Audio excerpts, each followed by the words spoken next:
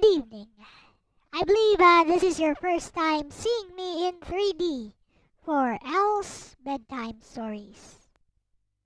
Hello, I am your host, Elle-CX, and welcome to another of Elle-C Bedtime Stories. We are now up to number 12. And so, let us begin. This, my friends, is Elle-C Bedtime Stories number 12. An earthquake in Davao. It was only halfway through March, but the humid temperature was already reaching hellish levels in the fair city of Davao, Philippines. In a tropical country, the heat is often compounded by moisture and humidity, making it extremely uncomfortable unless you have a job that allows you to sit all day inside an air-conditioned room. Unfortunately for attorney Farah Duarte Isidro, the split-type air conditioning unit inside of her otherwise lavishly adorned office was currently out of commission. It was a fairly new unit and still well within the 5-year manufacturer's warranty, of course. But it had been 3 days since the service center had informed her that her unit was on queue for repairs because of the busy workload of its authorized service repair technicians.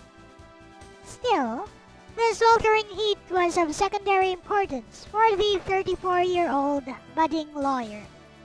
The truth is that she had a lot of things going on in the back of her mind. In a few months' time, the local elections would be underway, and she had a lot of ground to cover if she was going to secure and entrench her position as the next mayor of Davao City.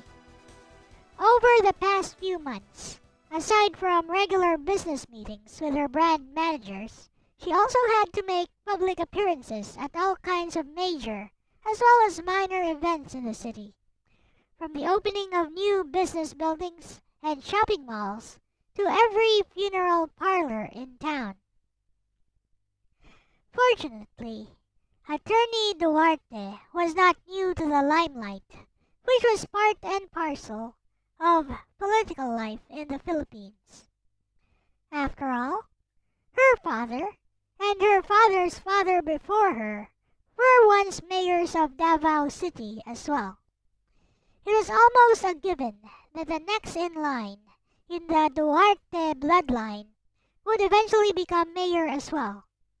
It was not a political dynasty by any means. Each and every Duarte who came into power did so on their own merits and not because of the family's political affiliations. Oh, no.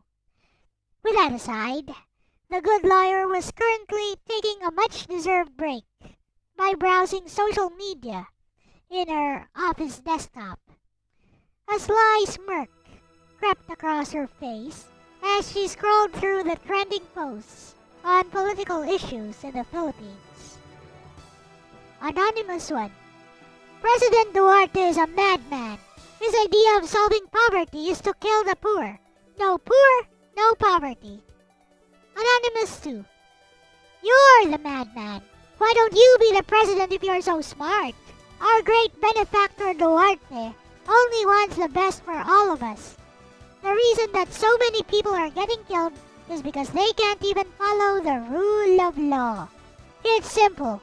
You break the law, you deserve to die.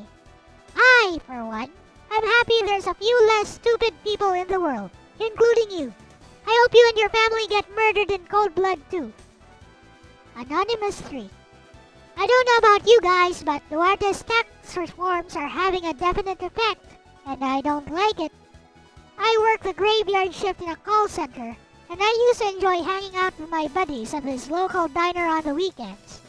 I can't even do that anymore, since the huge inflation caused by his new tax laws. Anonymous 2. You're an idiot. Duarte's tax laws follow the example set by Singapore. You're the only one seeing the short-term effects right now, but you'll be seeing a different tune 3 to 4 years later. when the Philippines is super clean with a booming economy. You can take Davao as an example. We Davaoenos know for certain the good work that Mayor Duarte did in this time. The old guy cleaned up drugs and crime in the entire city, all by himself. Look at where we are now. Ring, ring. Despite having a state-of-the-art smartphone, Attorney Duarte was a woman of rather conservative tastes, who still used a standard ringer. A cursory glance revealed that it was someone she knew very well. She quickly swiped her finger to answer. Hello, dear. How's your day going? I'm still a bit busy at the office, but I am taking a little break right now. Did you want to talk? The voice of her husband, Nestor Isidro, answered. Oh, not at all, honey. Just calling to remind you that we have a family date at the amusement park today, after work. It's Felicia's birthday, remember?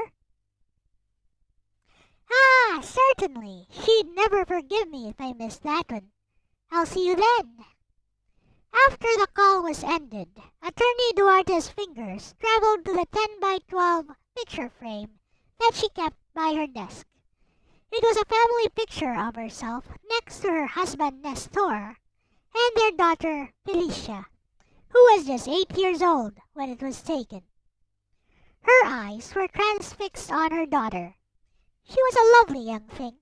She had thin lips similar to her father, but the chinky but intelligent brown eyes were unmistakably that of a true-blooded Duarte. She had a chubby face back then, but of course this was 4 years ago. Felicia was 12 years old now, and her face was beginning to taper. And not only was she taller, the shapely, palpable changes in her spoke of the voluptuous beauty that she would become in her teenage years.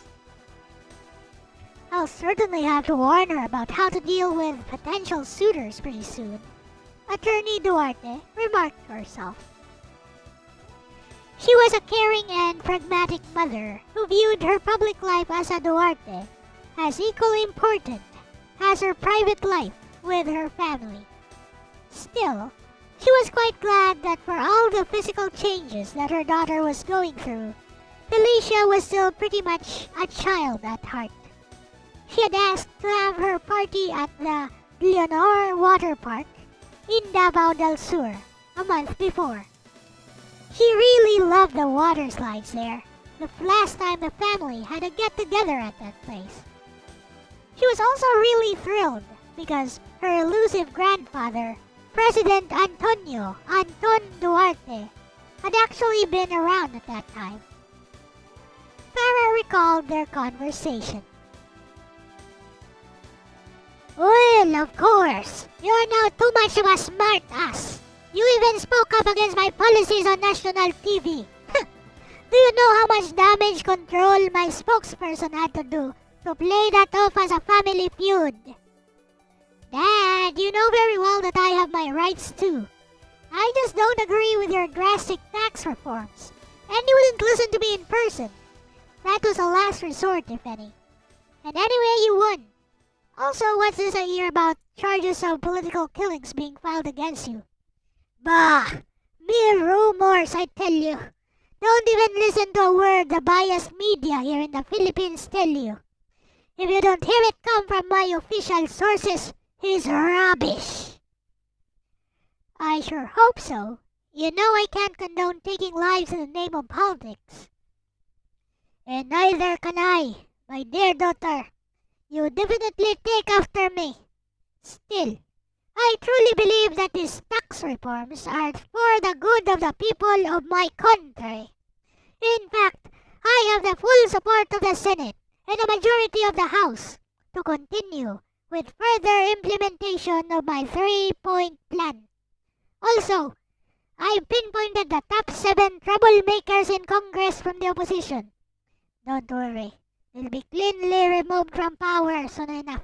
As for the taxes, they will make the prices skyrocket for a while. But just you wait and see. Once things normalize, the Philippines will be just like, no, more of a haven than Singapore ever was. In any case, how is your campaign going?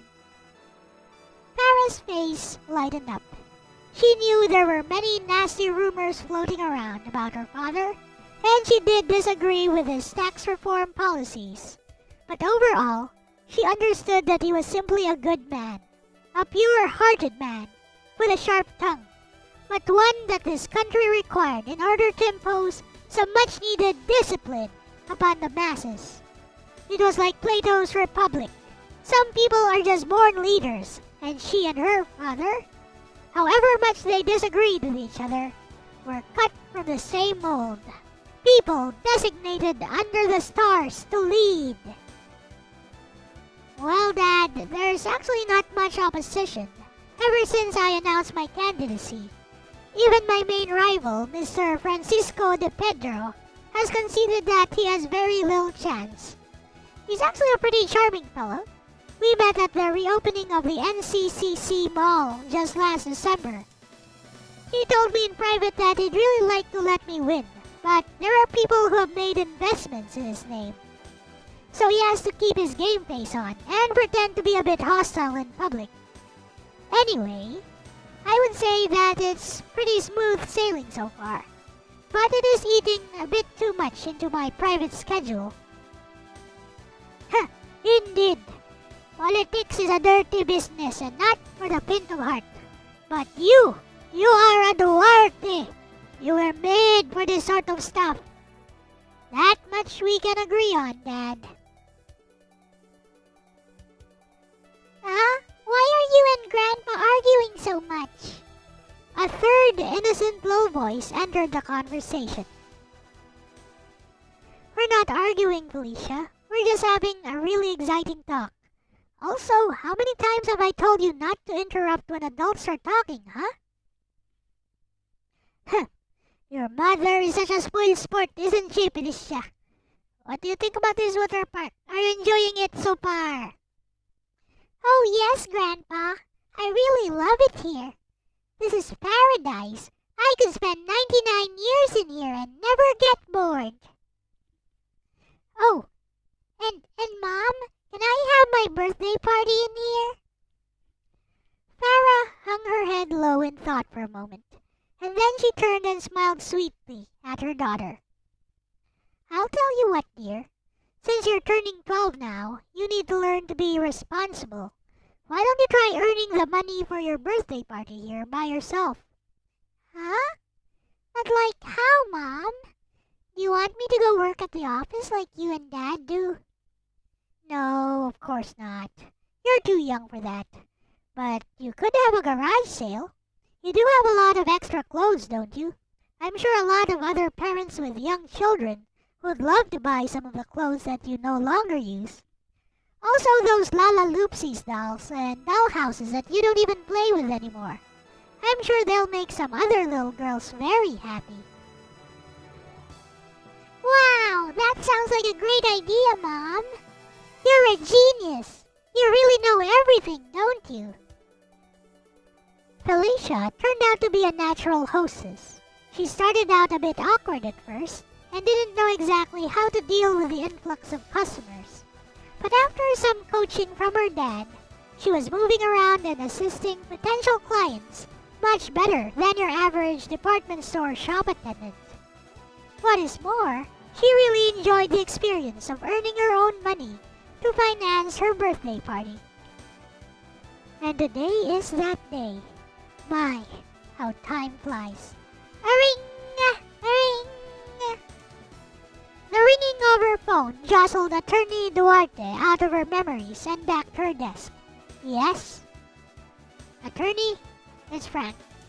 Just calling in to remind you that you have a business meeting with the City Development Planning Council after lunch. They want your input on turning the port area into a shopping mall. An investor from Iloilo is extremely interested in the project. Frank de la Cruz was Farah Duarte's secretary, driver, and all-around assistant. One could be forgiven for thinking of him as nothing more than a lackey, but that assumption is totally false. Frank was a magna cum laude graduate of UP Diliman, and aside from winning various scholastic contests during his time, he was an amateur wrestling champion who had even been scouted by the URCC and 1FC at one point. While having a nerdy look with his naturally curly hair and wearing very thick glasses, Frank was the epitome of the modern Renaissance man, one who was competent and even excelled in a variety of fields. Farah personally scouted him out when she saw one of his amateur wrestling matches on TV, and the commentators mentioned he was a scholar from UP Diliman. In any case, it was a bit like pulling teeth getting Frank to agree to become her personal assistant, but Farah persevered, and in the end, she got what she wanted, at the price of 250,000 pesos a week in salary, with bonuses and benefits. Certainly an attractive offer, and much more than the 13,000 pesos that an average white-collar worker receives in the Philippines. But for Farah, Frank's services had become invaluable over the years, and she certainly did not regret a single centavo of what she paid him. As an assistant, Frank had a curt, almost disrespectful nature when he spoke, and although he was silent most of the time, he never held his tongue back if he thought he was in the right. In fact, Farah could not recall the last time she had won an argument with him. But he was also very professional.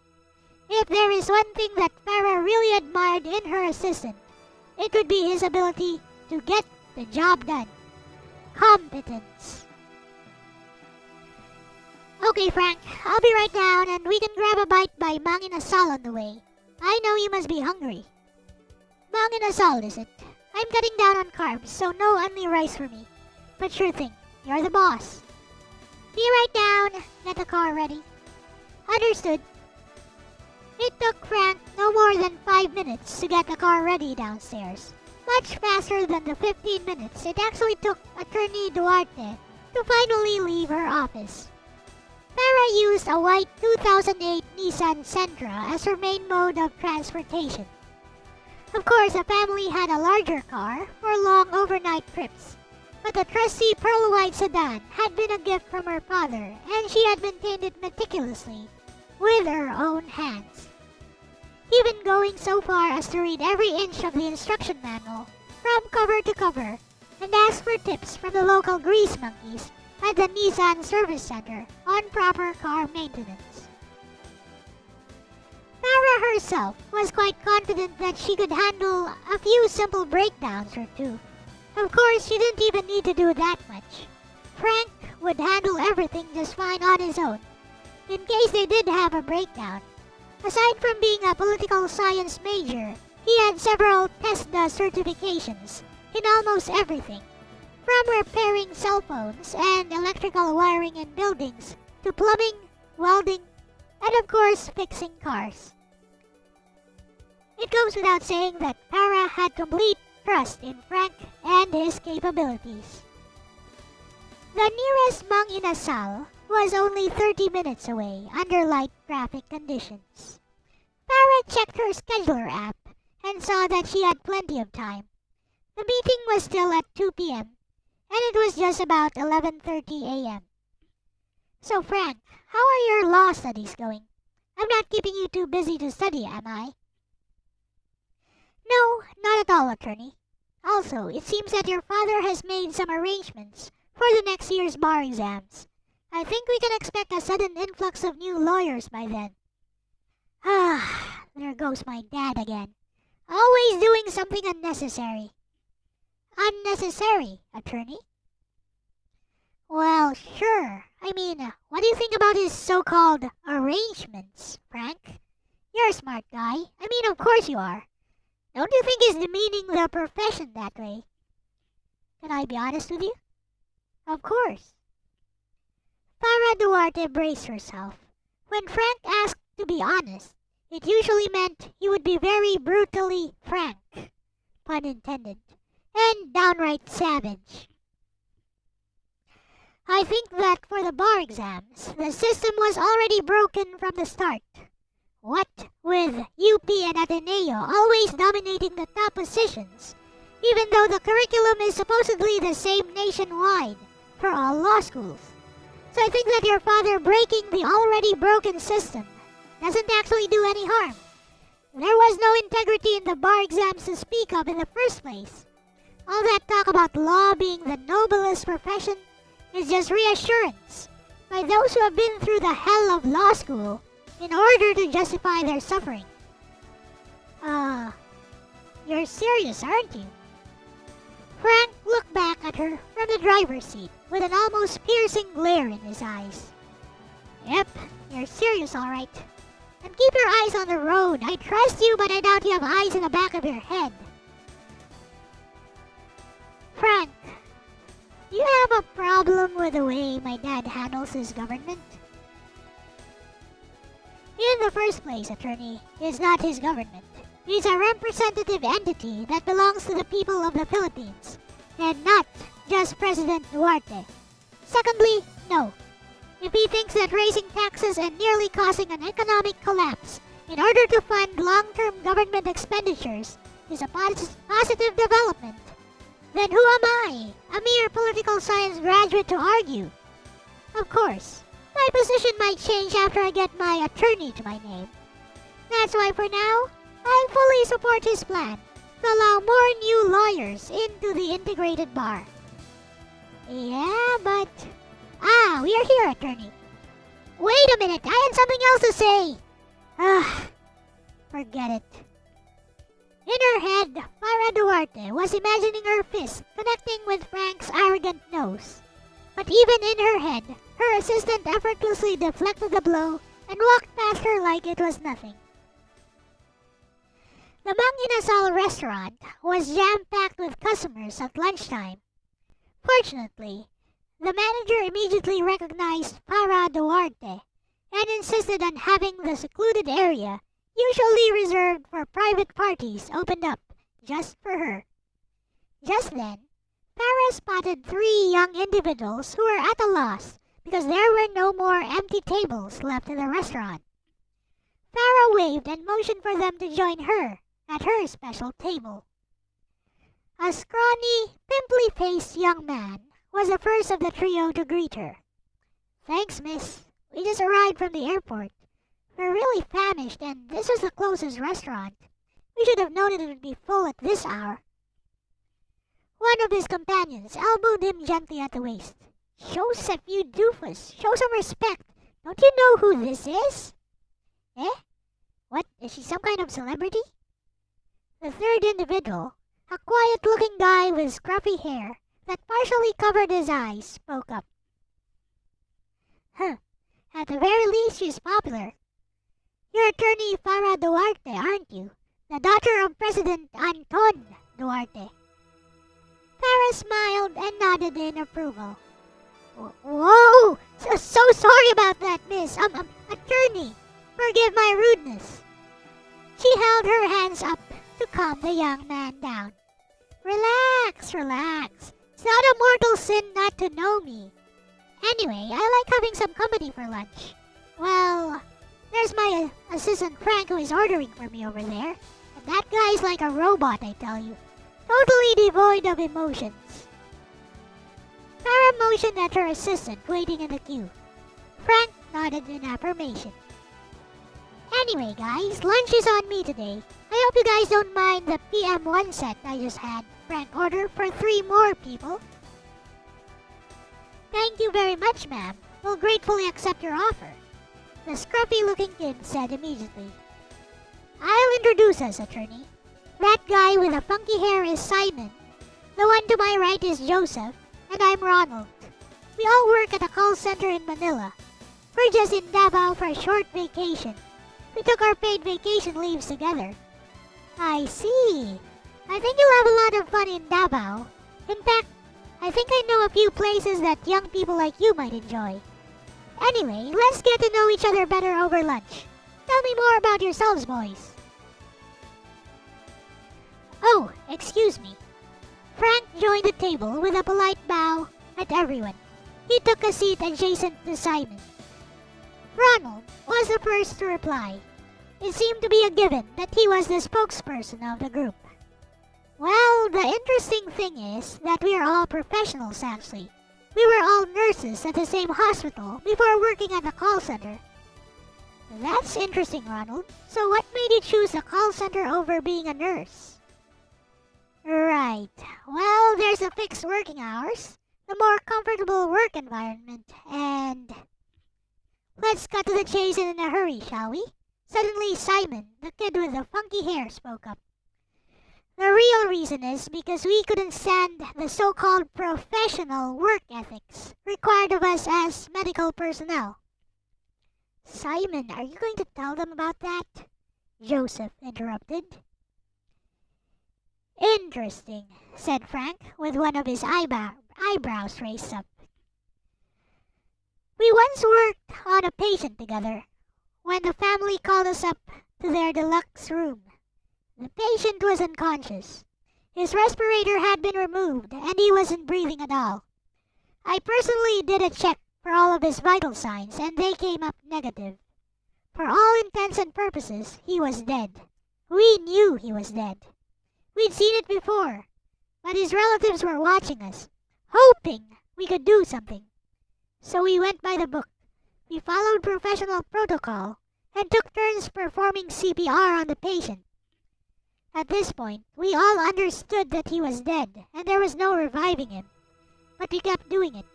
We went through 20 CPR cycles before the attending physician arrived. Oh my. Was it the physician's fault? With all due respect, ma'am, Dr. Robles is a professional, so it wasn't her fault. No one is really to blame. Except maybe the hospital that assigns a single doctor to more than 50 patients. The reality is that our government hospitals are short of both nurses and doctors. But there's a huge demand worldwide for Filipino nurses. Exactly. That's why most nurses would prefer to work abroad. The only reason that most of us work in hospitals here is to gain the necessary 2-year work experience to work in a hospital offshore. So, what happened to the patient? Dr. Robles certified his death, and we were basically off the hook. The only reason we kept trying to revive him was so that we don't get blamed for the patient's death out of a technicality. The local radio stations would have had a field day over that. We all decided to quit the job shortly after that. It was just too much stress. Also, Dr. Robles no longer practices. She actually joined the same call center as us a few months later. She said that she couldn't stand the hypocrisy required of the medical profession. Even if it really is your fault, you have to make up some excuse so that it wasn't. Otherwise, you get blamed for medical malpractice. Of course, as long as you're smart enough to fool your clients with medical jargon, it's not a problem. But Dr. Robles is a person of conscience. Wow, you seem to think really high of this Dr. Robles. Ronald and Joseph smirked in unison. He should, attorney. She's his girlfriend, said Ronald. Simon's cheeks reddened a bit. Well, at least you boys found your niche at the call center, right? I suppose. Simon paused for a while and scratched his chin. But it's been getting a bit hard recently. What? Why is that? It's the taxes and the new curfew laws. We actually work the graveyard shift at the call center, and well, it leaves us mentally and physically exhausted. So we try to recharge during the weekends at a local diner, and basically spend it drinking the night away. We usually finish by around 2 to 3 a.m., which is out of the question now since the new curfew law requires all business establishments to stop serving alcohol after midnight. And anyone caught with alcohol on their tables can be arrested too. The new taxes make most of our hangout places a bit too expensive for our budget as well. Ronald over there has to pay for the schooling of his 3 siblings on his own. He has a sister who is a nurse abroad, but she has a family there too, so she can't help out much. Joseph is in debt because of a business's investment that went bad. And me? Well, to say that I'm paying for a debt that wasn't my own to begin with, out of my own pocket. Everyone's circumstances are different, Frank said in a low voice. Bingo! Sir Frank, was it? Frank nodded. But you guys are here on vacation, right? That means you have some extra cash. Actually, Simon here managed to have our boss write it off as a business trip. So the company is paying for it.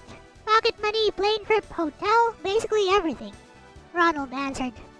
Ho ho! I never pegged you to be that sly, Simon. Heh, thanks. You'd be surprised at what a lot of people are capable of, ma'am.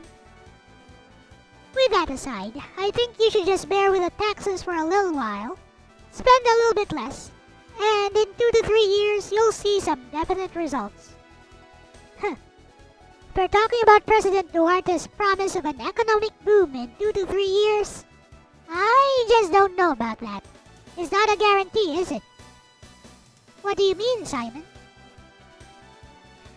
I think what he's trying to say, attorney, is there's no reassurance of any positive results after 2 to 3 years. And if it doesn't work, your father can simply ask for an extension of 2 years, 3 years, who knows, 99 years on his plans? Meanwhile, the people are actually dealing with the effects of the tax reforms right now. Frank intervened. A deafening silence followed, which was only broken by the meals being served a few moments later. Everyone then took the conversation by themselves. Joseph and Ronald continued conversing with Farah about their plans over their vacation trip, with the attorney sharing her knowledge about her beloved city with them. Meanwhile, Frank and Simon talked about political issues, which somehow drifted off into philosophy, and even the plausibility of reverse time travel through multiple parallel world lines. Sometime after everyone had eaten their fill, Farah noticed large ripples forming at the center of her water glass. It's an earthquake, Frank noted. Seems to be a strong one, too.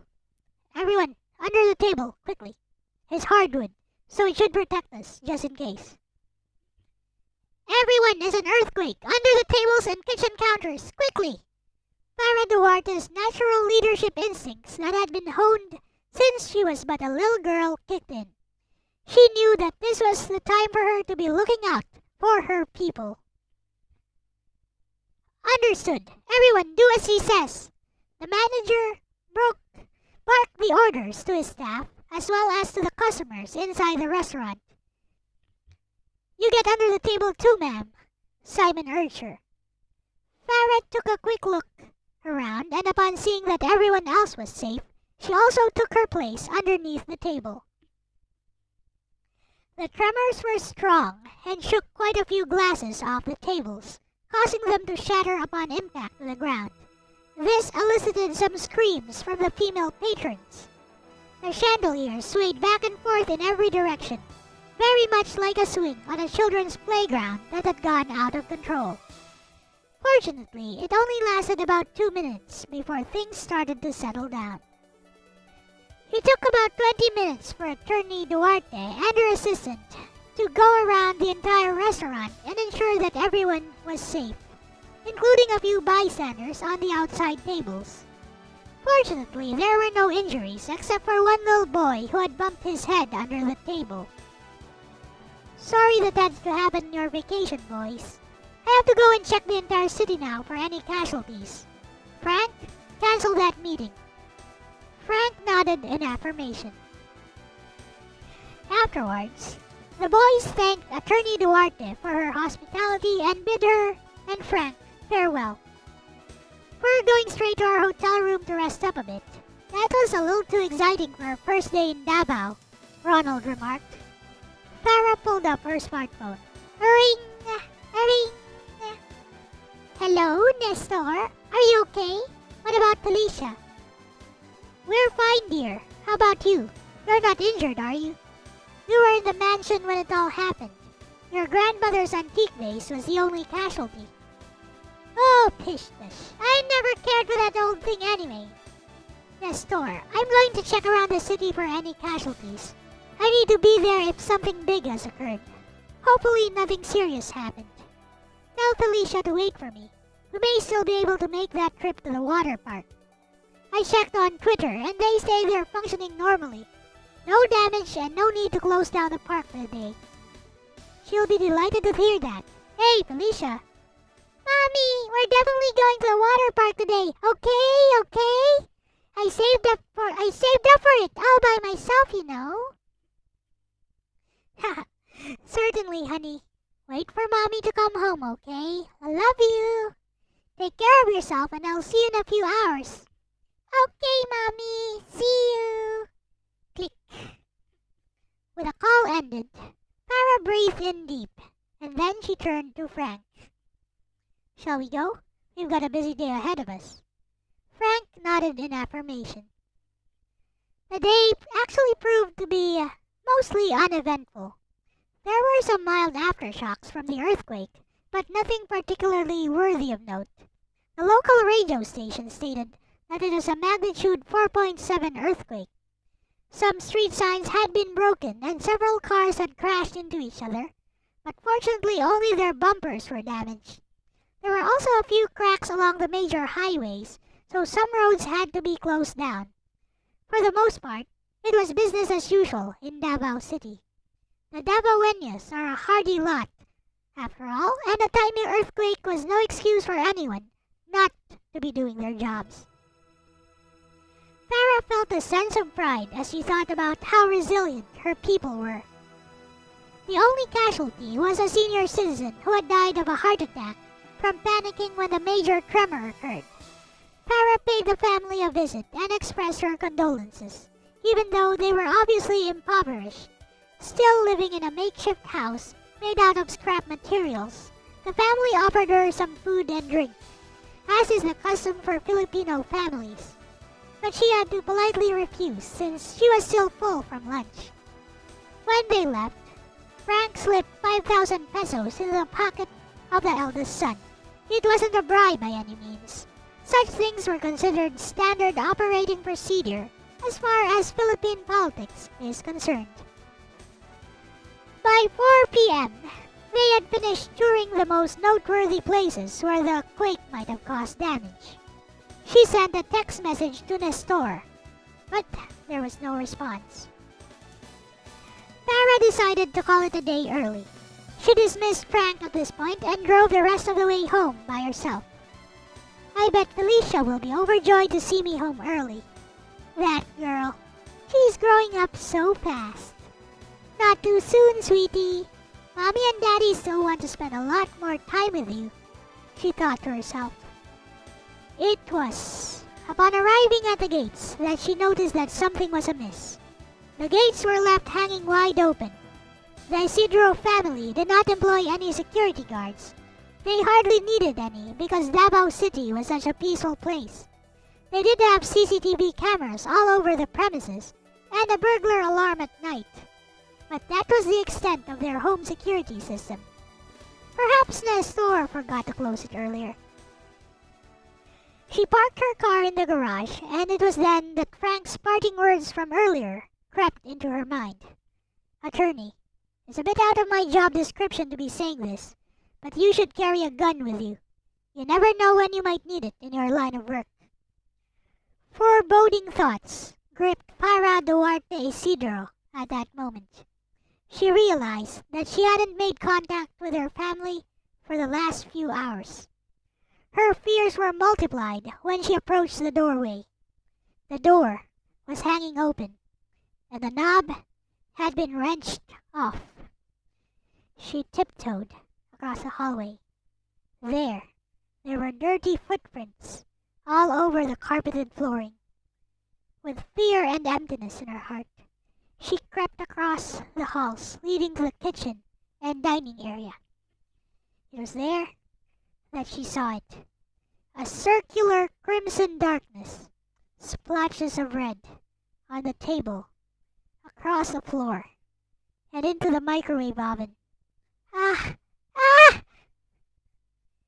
She wanted to scream, but all that would leave her throat was a pained gurgle, almost a primordial snorting sound, like a primate could make.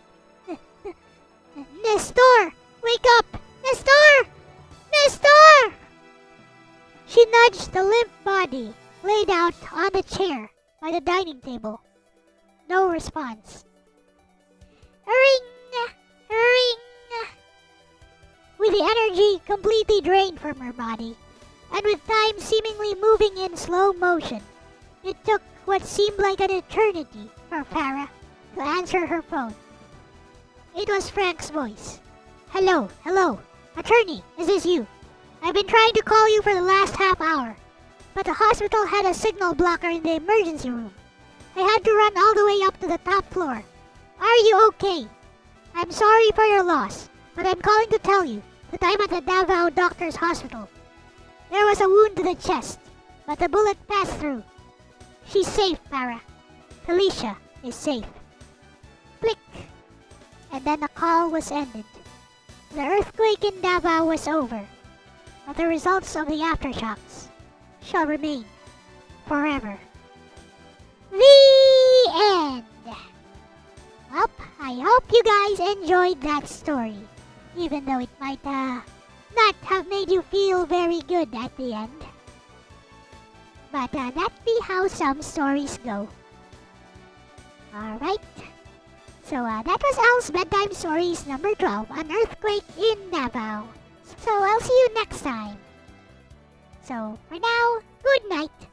Bye-bye. Bye-bye.